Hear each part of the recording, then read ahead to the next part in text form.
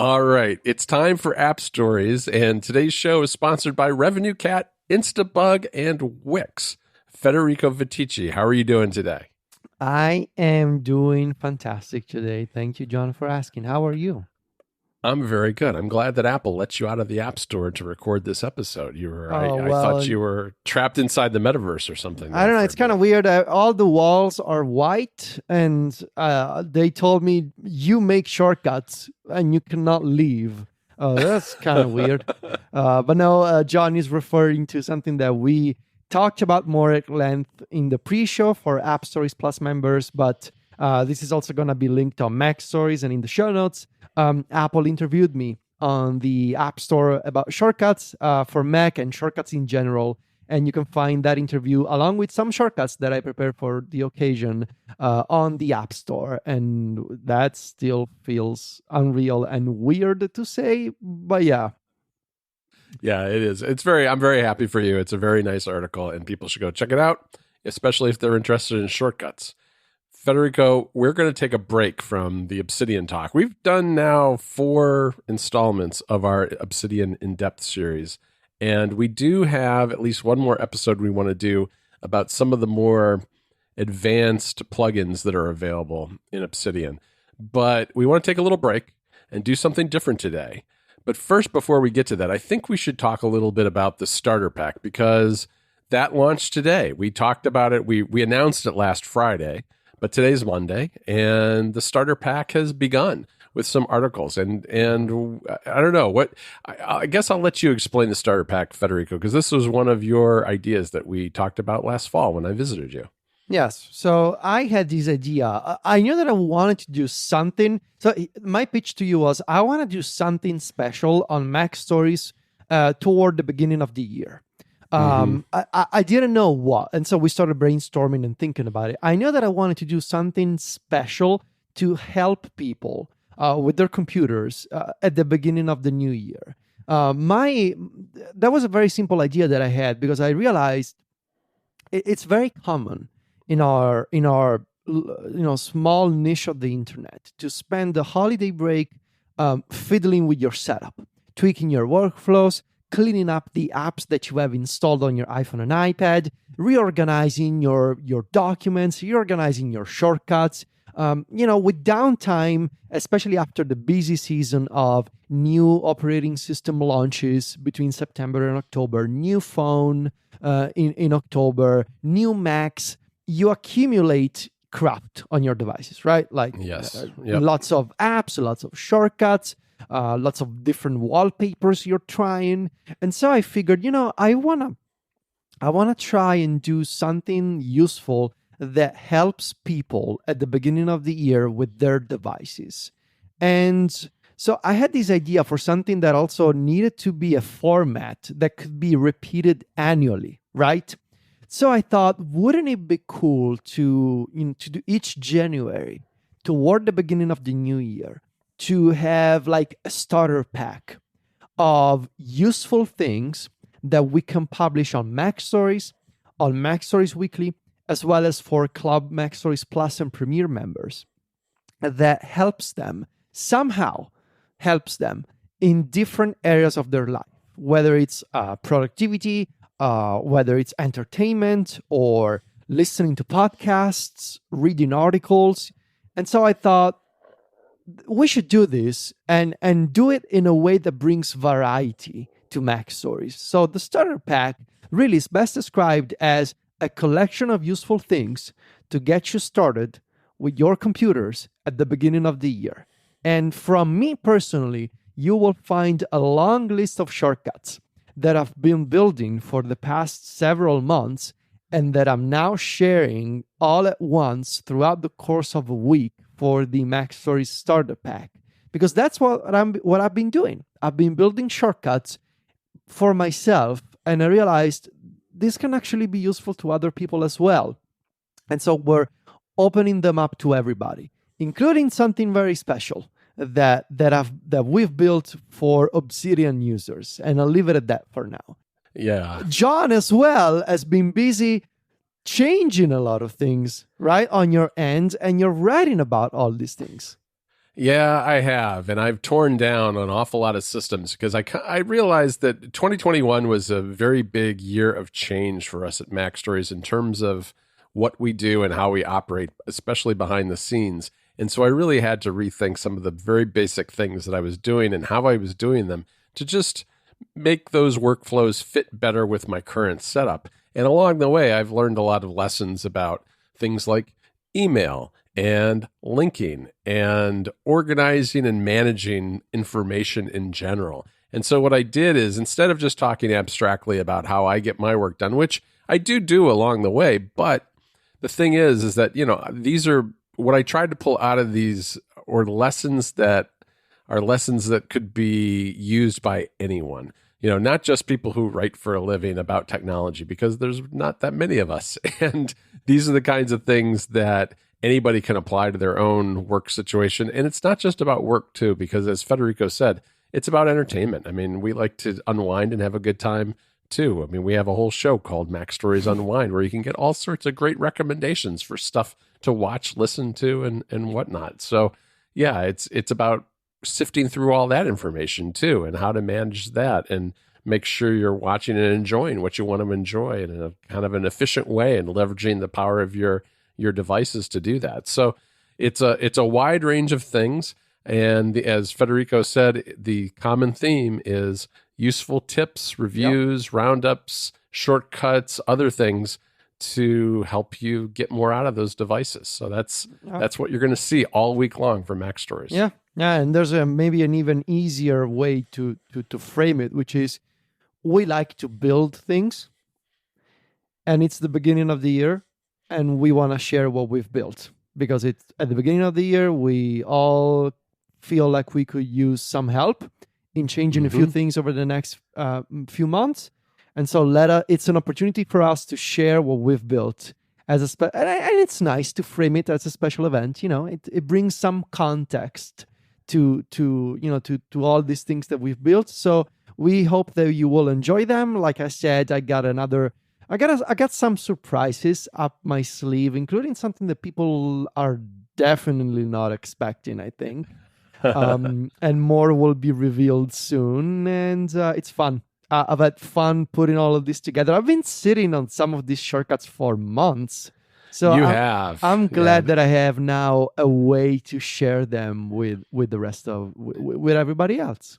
Right. Well, and a lot of these go back to right after you finished your iOS review, and that and then I think the process only accelerated once you got your hands on a MacBook Pro and were trying shortcuts for Mac and incorporating that into the whole system.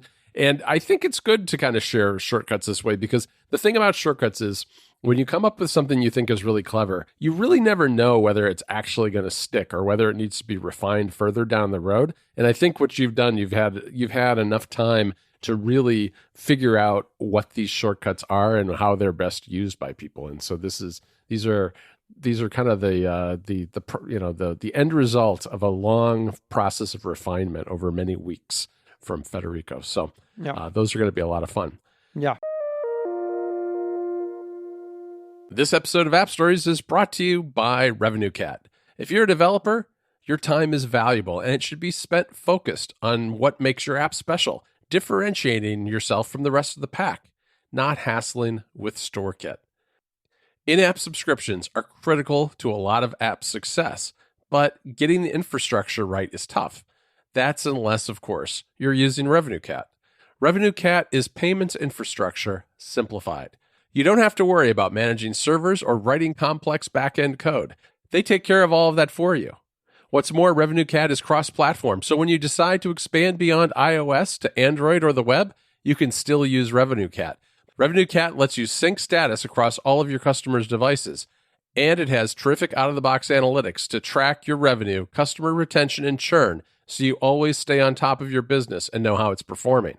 RevenueCat integrates in-app purchase data with best-in-class tools, and it's trusted by over 9,000 apps, including some really big names like Notion, StockTwits, and photography app VSCO. Set up RevenueCat today. Integrating your app will only take a couple of hours, not days. So what are you waiting for? Visit RevenueCat.com today. There's a link in the show notes, too, that'll let them know that you came from App Stories. Again, that URL is RevenueCat.com. RevenueCat, subscription management built for mobile apps. Our thanks to RevenueCat for their support of the show. All right. In Federico. that spirit, because we're talking about the starter pack for the new year and things that we've been changing recently, I thought it would be fun to have, call it maybe a companion App Stories episode this week, in which we talk about new apps that we are testing or apps that we are revisiting for 2022. Yes, we've been using. When you suggested this, I started looking at the apps that I've been using, and I was surprised at how many new ones I have been using. There are quite a few, and many of them are very, very specific and narrow. But I think there are a lot of ones here that people probably haven't tried in a while or haven't used themselves. So I think it'll be a good episode for that. Can we start with email, Federico? If you really want to, we can. I'm using 3 different new email apps. Yeah, that I see that in our notes. What? Why? All right. Well, I have a story on this, so I will because leave the that first one I understand. It's the other 2 that I need some explanation for. Yes. Well, the first one is MimeStream, and MimeStream is a fantastic Mac app that is still technically in beta, but terrible name. And you know what? I will say that this name really kept me from using the app for a while because I figured it was some super, super nerdy version of email where you'd see all the headers and something very technical. And I didn't want something super technical. It's not like that at all. It's very much like there's a lot. I mean, this is an app that's built by former Apple Mail engineers, and it has a lot in common in terms of the UI with that, but it's a Gmail focused app. It's a native app that handles Gmail. And it just so happens that all of my email, except for my iCloud account, is Gmail based. So I've been using this to manage my email on the Mac. And I realized, one of the things I realized over the holidays is that the perfect email app just doesn't exist. And the thing about MimeStream that bothers me the most is that it's not available on iOS or the iPad, right? Yeah. It's only on the Mac. And that's a major strike against this app. I'm not going to lie. I mean, it is absolutely a strike against it. Now, they say that they're contemplating building an app for the iPhone and the iPad, but they haven't done that yet. But I also realized that I rely less and less on email all the time. It is the main connection to the outside world. So it's absolutely critical still to what we do. But all of our internal communication is in other channels, Discord and messages and other things like that. And so I kind of realized that I could get by with doing most of my email on the Mac and then using a different app on iOS. And so far, that's been okay. I'm using Spark on the other devices because we also use Spark for sharing emails between the two of us where we can, if you get something that I don't, you can say, hey, John, take a look at this. Mm-hmm. Maybe you could respond to it, that sort of thing. And I can do the same. But MimeStream is just so fast, responsive, and good on the Mac that's what I've been concentrating on and working with the most. But the other 2, I want to raise these other 2. I actually found the first one is called Triage 2.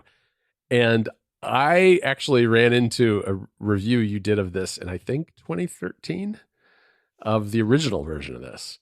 And this is like Tinder for email, which I know is an overused metaphor. But you get cards in the UI on your iPhone or iPad. Well, I guess it's iPhone only, but on the iPad, I use it on my iPad mini where actually iPhone apps don't look that bad. And it gives you cards with the messages. And very much like Hey had the screener feature that we used for a while, you swipe them to take an action left or right. And these are customizable. I've got them set to either delete or keep in the inbox. And you can go through emails very quickly, getting rid of all the junk and leaving the ones you want to deal with later in your inbox. It's just a way of getting rid of that top layer of junk very, very quickly. Now, the ones that you keep in your inbox are labeled using Google's labeling system with Triaged, which with filters by tag makes it very easy then to go back to your Mac and look at those and then respond to them. So that's one app that I've been using. And, it gives me one of the features, something similar to one of the features that I liked a lot about Hey that we left. And I've found that it's the kind of thing that I can like sit on the couch and maybe I have a couple of minutes, look at Triage and quickly burn through 5 or 10 messages and get rid of a lot of the junk really quickly. The other app that I want to mention is Clean Email. Now, this is an app that I've actually had. They sent me an account a very long time ago. And I set it up, checked it out, and then didn't really ever do anything with it. And what it does is it sucks in all of your messages from your Gmail, or it works with other services as well. And it has very powerful filtering features that allow you to do things like show me all my messages that I haven't responded to, that are unread for 3 months or older. And then you can maybe mark them all read because they're old and you don't really care about them anymore. Or show me all my starred messages from last year that I haven't unstarred, and you can bulk unstar them. It's bulk processing of email. And at the end of the year, I'm always in a position where I have let my email get a little bit out of control, and bulk processing is a great way to get rid of a lot of that crap very quickly. And this is a subscription service. You can subscribe monthly or annually. You really can get by, I think, if all you want to do is kind of clean out the junk with a monthly subscription and then cancel it. It does have some ongoing features that are kind of nice. For instance, if you like to get emails from a particular service or company, but they build up and they create this big stack of email that you don't want to deal with, you can, for instance, say, save only the most recent one so that the old ones automatically get archived. So maybe I kind of care about hearing about X, Y, and Z, but I also don't want to get in a position where all of a sudden I've got 15 emails from a particular company. You can just have it save the most recent one. That feature I think is pretty nice for ongoing. It has, it's a little bit like SaneBox or something like that without being SaneBox. And I've used it a couple of times to do what I did just a couple of weeks ago, which is clean out all the underbrush of my various accounts. And it's a great way to get rid of that junk very quickly. That's very nice. I did not know of Clean Email at all. It works. It works on the web as well. They have apps too. I actually think it's a little easier to use on the web probably overall. But you can do it either way. Now, obviously, they do suck in all of your messages, and if you're not comfortable with that, don't do it. But they do say in their privacy policy that they're looking at the headers, they're looking at other metadata, they're looking at the subject, but they're not looking at the body of your messages. So, I don't know if that's true or not. I hope it's true since they said it, but I was willing to go with it and use it to get rid of a bunch of old junk. Very nice. Very nice. Okay. This episode of App Stories is brought to you by Instabug. Building mobile apps presents some really big challenges, and bugs, crashes, and performance issues can be a nightmare for developers. But what if I told you that you could not only detect all of those issues, but you could also get a holistic understanding of the quality of your app from your user's point of view? Instabug's lightweight SDK grabs all of the insights that you need to build a top quality app. Through comprehensive bug and crash reports, performance monitoring, and real-time user feedback, all in just one SDK. With Instabug, you can continuously monitor and measure the performance of your app as perceived by your users. Empower your users to report issues and ask questions seamlessly right inside your app, and get all of the information you need about bugs, crashes, and other issues. You can also get them all fixed in record time, and all with a focus on privacy and security. And you don't need to worry about the hassle of switching to a new tool. It only takes a minute to integrate Instabug into your app, and it fits right within your workflow. And of course, it supports Other tools too, like Jira, Slack, Trello, GitHub, Zendesk, and over 10 other popular tools. Join over 25,000 top mobile developers around the world who use Instabug to ship high-quality apps. Go to try.instabug.com/appstories today to check it out.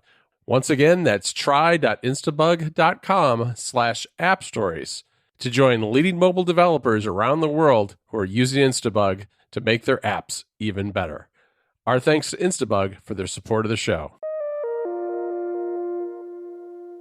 I got a few apps that I want to mention. I want to start with one that I recently discovered that I've been playing around with, and I really like it. It's an iPhone app called Floating Player.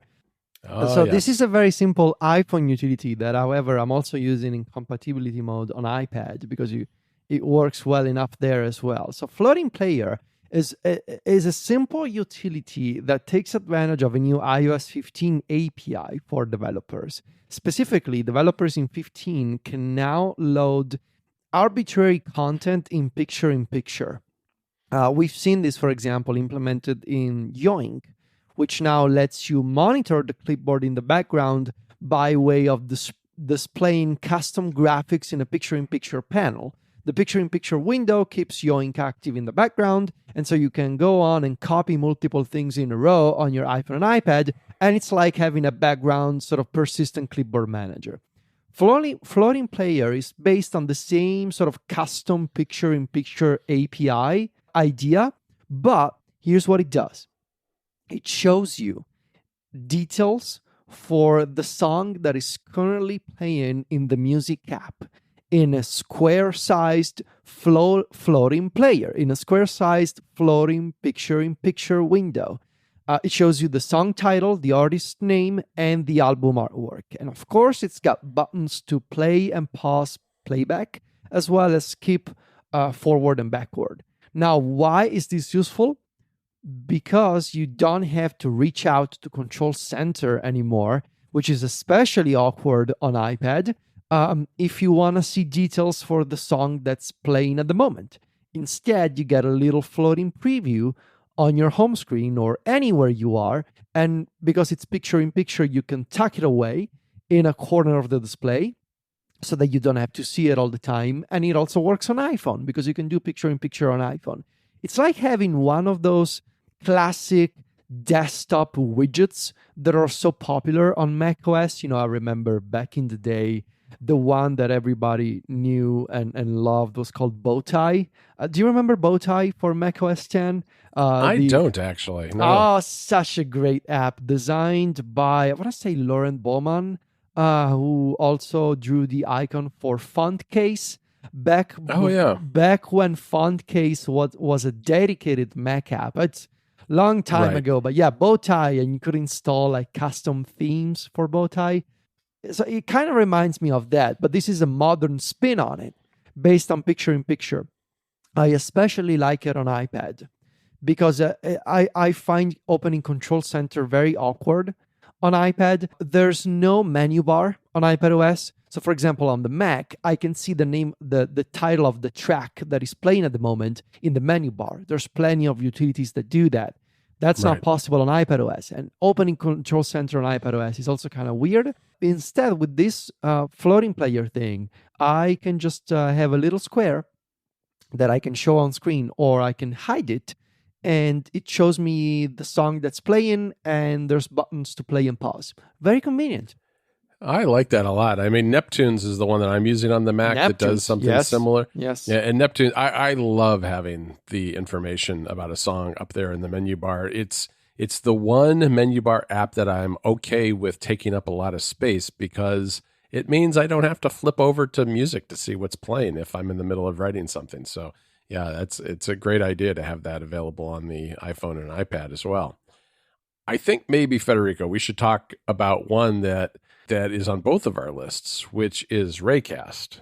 And Raycast, I'm very new to this. I literally installed it last night because you kept mentioning it to me. Yes, I'll take the lead on it, but Raycast is a lot like Alfred or LaunchBar. It is at its core a launcher app that you can use in a similar way. You set up a hotkey, which many people use Command Space, which is by default on the Mac used by Spotlight, but you can switch it over to Raycast. You can launch apps with it. The twist here is that, well, first of all, I'll say this is maybe a little more developer-y oriented in the sense that there is a plugin architecture that's associated with Raycast that a lot of developers have created tools for developer tools that hook into this. And what I like about Raycast is that it represents a lot of the trends that we talked about in our app trend episode because it has a plugin system. So it is growing very quickly through a community of developers who rely on the app themselves. And it takes advantage of the command, I guess, metaphor, where you have a hotkey where you can trigger commands related to what you're doing.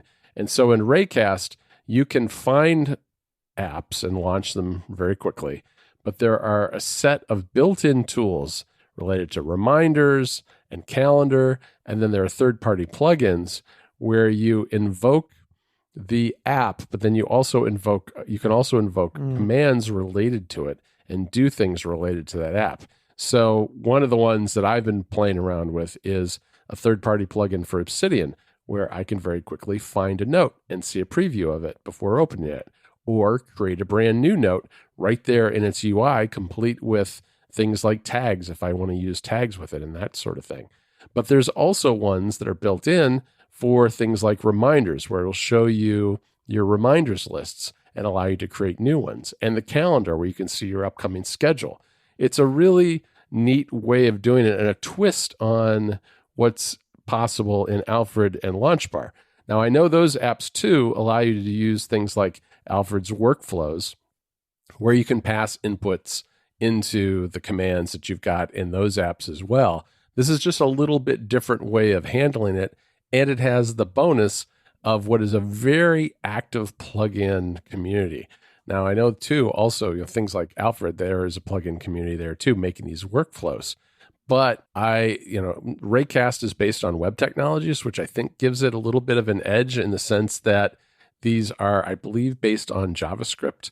And just like Obsidian, I'm seeing a very large group of developers making these things regularly. And there's a built-in store.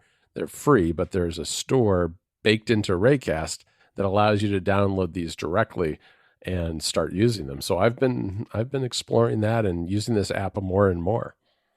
Yeah, what stands out to me, and I've played with this like for literally 2 hours because John has been bringing the Raycast up for the past couple of weeks, and eventually it pushed me to install it.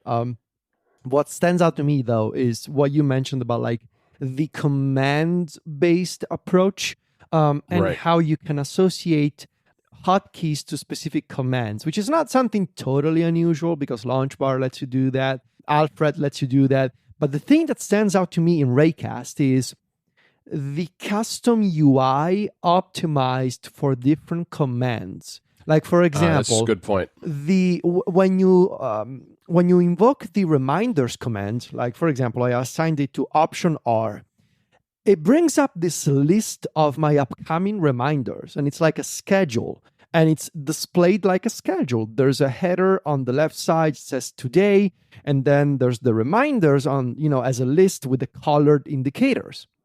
And then there's another section that says upcoming. So this is optimized for displaying your reminders. And you can select the reminders in Raycast with the arrow keys, and then you can hit Command K. And this is something that I've never seen done before in this type of Spotlight like launcher. If you hit Command K, you can see other actions for the selected item, and this looks like a context menu.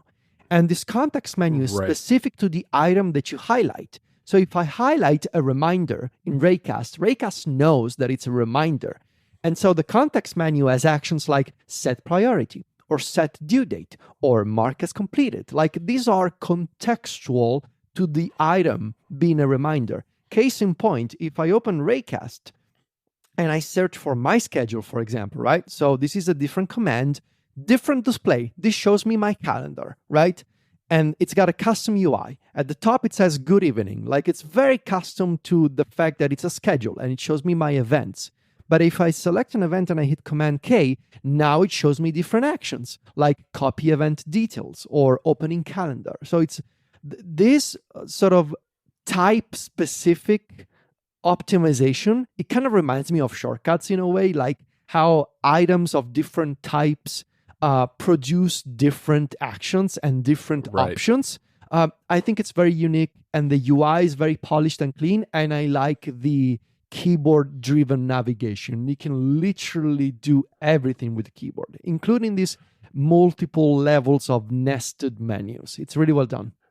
Right. Yeah, I know it is. And it's got other things that you'd find in common with things like Alfred and Launchbar. Like there is Clipboard Manager, and there is also Snippets Manager as well. So you can do things like that. And one of the things about the Snippet Manager that I really like is that by default, I think, when you invoke it and you find a clipboard item that you want, selecting it just copies it back onto the clipboard. It doesn't actually paste it into the app you happen to be in. So you have a lot of fine-grained control like that, where you can either just put it back on the clipboard as the primary item, or you can paste it right into an app. So that's kind of neat as well. All right, Federico, what else do you have for us? This episode of App Stories is brought to you by Wix.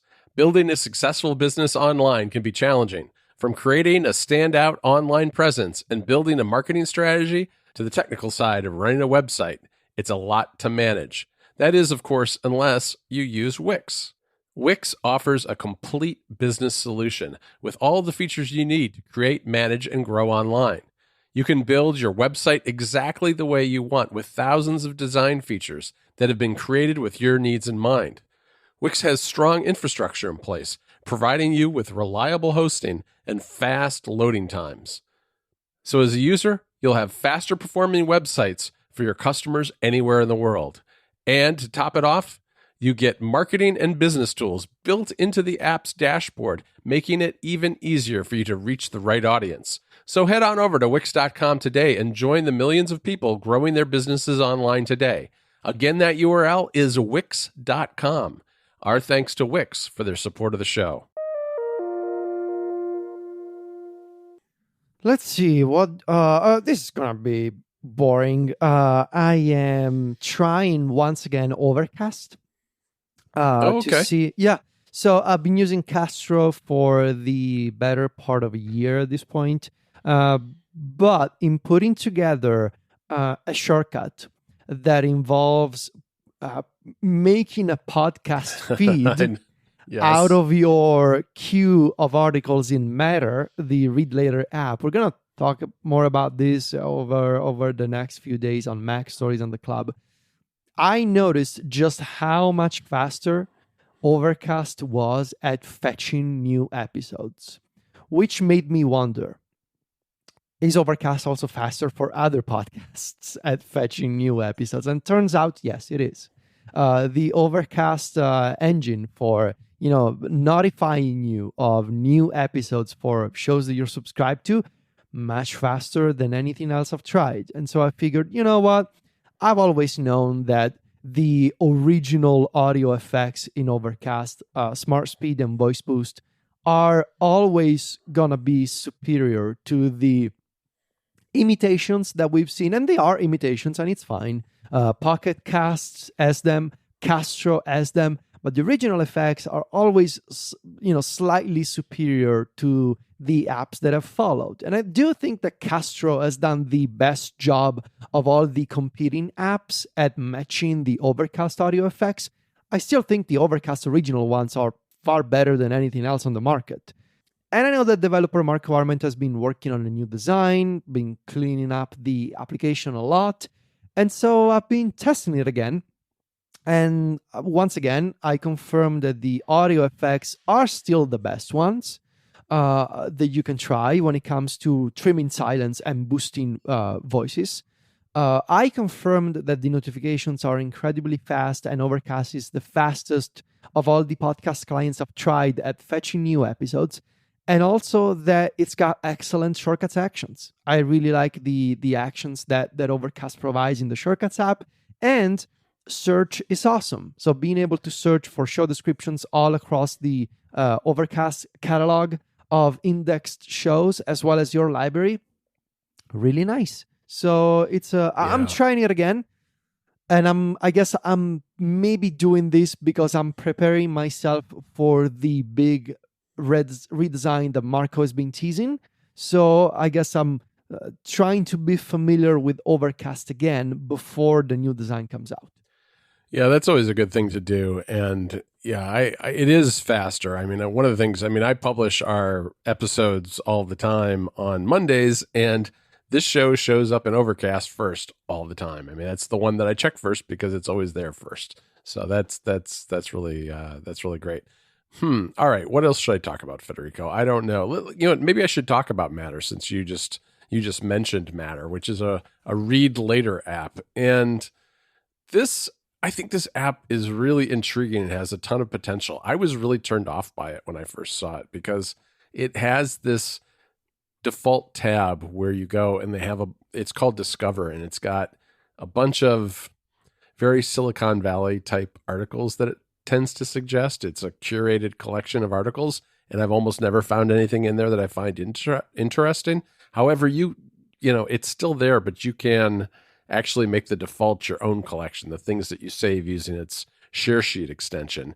And Discover does have the benefit of being where you go if you want to put your email newsletters into Matter as well. So I've warmed to it in part because I can switch out of that view, but it's more than that because the app has really been aggressively developed over the last several months with lots of new features and lots of really great features. I mean, there's Obsidian integration, there's audio, which I think, you know, the audio engine in this thing is fantastic. When it reads you an article, it's really pretty easy to listen to. And what I like too is that your list of read later materials can be manually reorganized. So what I'll do is, you know, maybe most of the time I just read articles in Matter, but maybe I'm going out for a walk and there are 2 or 3 things I just like to listen to while I go out for a walk. I can drag those to the top of the list, hit play, switch it to continuous play mode, and it'll just play one after the other. It's a lot like listening to a podcast, which is really fantastic that way. And Federico obviously has been reverse engineering the API, as we've talked about in previous episodes.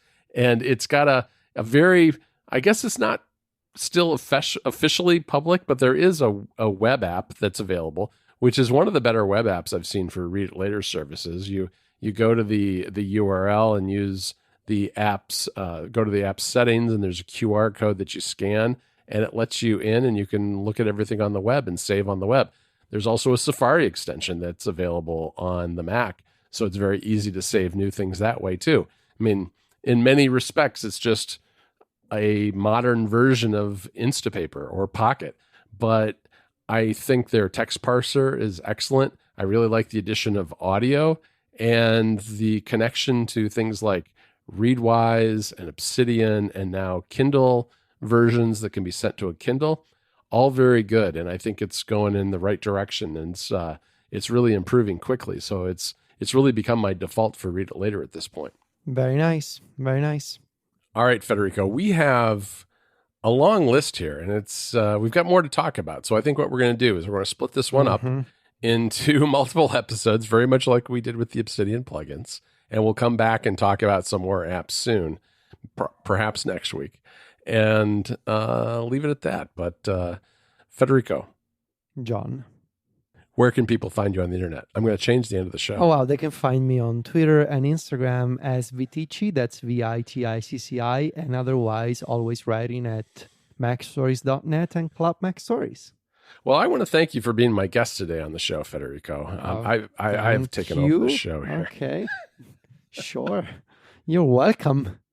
I want to thank our 3 sponsors, Revenue Cat, Instabug, and Wix. I want to encourage everybody to go and rate the show on Apple Podcasts, because we don't do that. We don't ask people to do that very often, but you know, it's nice way for people to discover the show if they see the show and they see all the kind reviews. So maybe go take a look at that. And if you want more of App Stories, the thing to do is to go subscribe to App Stories Plus, which is a longer show without ads that we put out a little bit early every week. And that's at appstories.plus to find out all the details and sign up there. And of course, you can find me at Mac Stories too, and on Twitter and Instagram, where I'm at John Voorhees. That's JohnVoorhes. Talk to you next week, Federico. Ciao, John.